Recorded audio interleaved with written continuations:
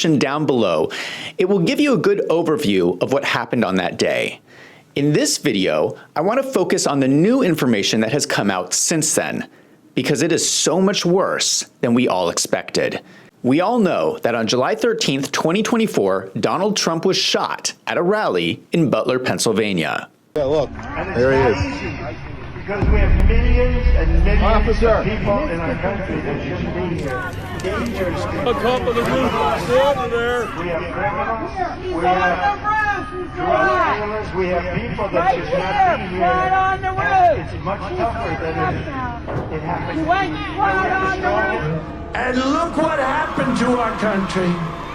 Probably 20 million people. And you know, that's a little bit old, that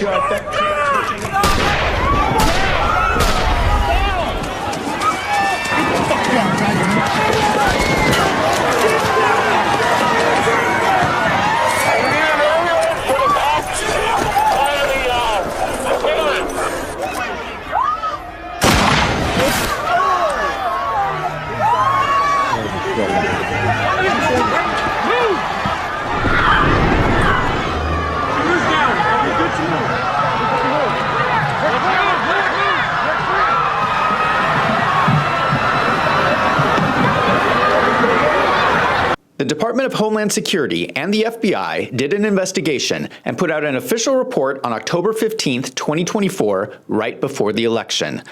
The report provides the government's official description of what happened.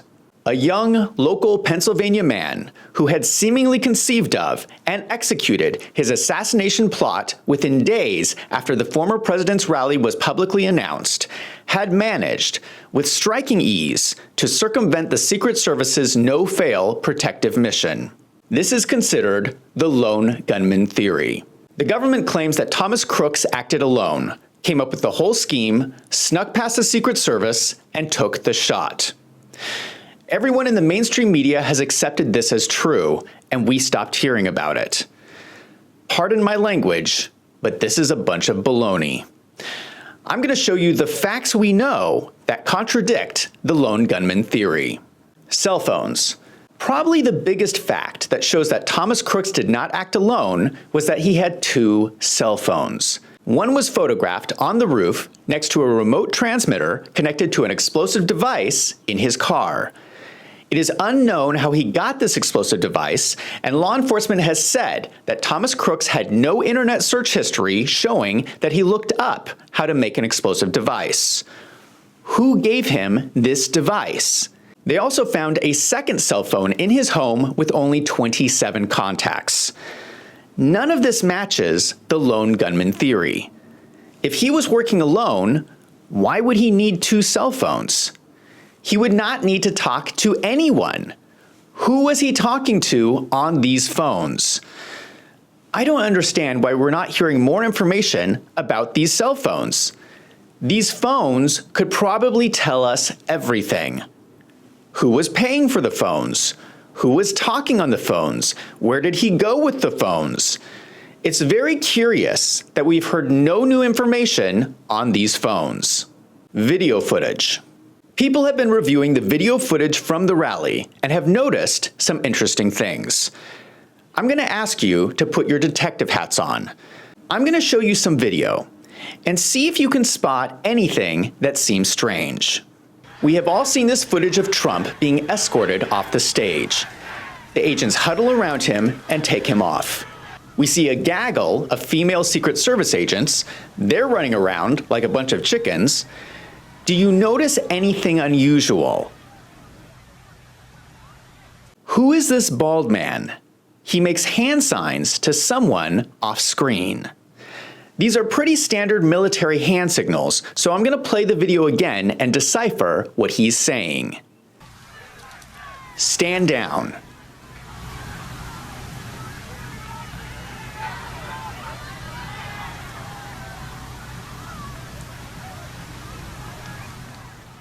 Hold, that's the sign for freeze or hold. You, he's pointing emphatically at someone. So he's telling someone to stand down. Why is he doing that? He does not seem to be paying attention to Donald Trump at all. It seems like he's trying to stand down a military operation in the middle of an active shooting incident. This is very strange. Someone should question this man as to what he was doing. Now, this video clip continues, but it's very difficult to find online. It's almost like it has been scrubbed off the internet, but it does exist. ABC News had a 6-hour live broadcast on that day, and during that live stream, you can see the extended version of this clip. What you will see is that there's a soldier in front of the SUV who points his gun at Donald Trump. J.D. Vance took to X calling for people to pray for Trump and everyone at the rally.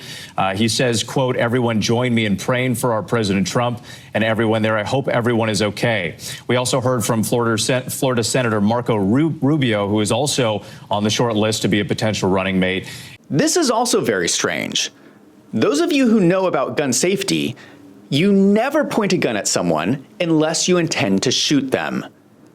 This is very bizarre. Let's watch it again. The soldier talks to someone on his radio, and after he receives orders, he points his gun at Donald Trump. And then he lowers his gun, he talks on the radio some more, and then he runs away. Why is the news not talking about this? Who was that man? And why was he pointing his gun at Donald Trump? And then, why did he run away? Something does not add up. The gun. Another thing that does not make sense is the gun. Welcome back, everyone. My name is Mike for the new folks, and today we're going to be walking through the rifle that Thomas Crooks reportedly used to attempt to assassinate President Trump.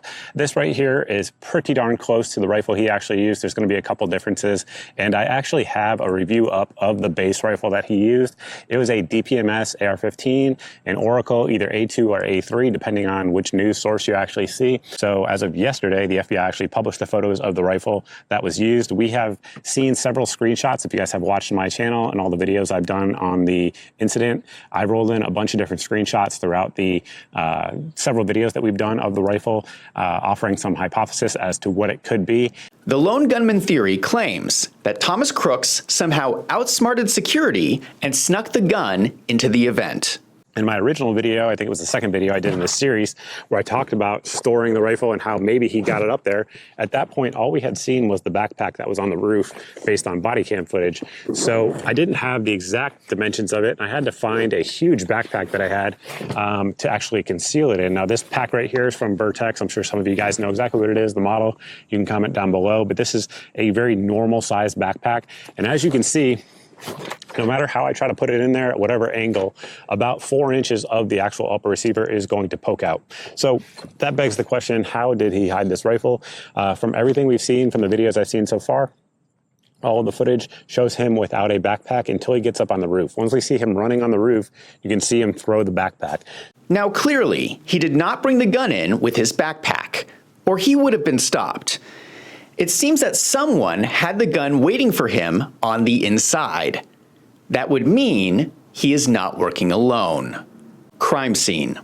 The location of the bullet shells do not support the lone gunman theory. We have video of the cops on the roof pointing out some of the shells. Watch out for shell casings. 2, 3, 4, 5 right there. Let me who comes up here. He points out the shell casings, and they're right next to the body on the roof. I'm not sure exactly why he's making such a big deal of making sure everyone knows where the shell casings are, but he's pointing them out. Here's the problem. Here is video of the gun firing. Look at where the shell casings are going. They are flying way far away from where the gun is at. If Thomas Crooks was firing that gun, those casings would not be lying right next to his body. That makes no sense. It makes more sense that either those shell casings were placed there or they were fired by a different gun, potentially from a second shooter. What is even more suspicious is the FBI will not release the full ballistics report.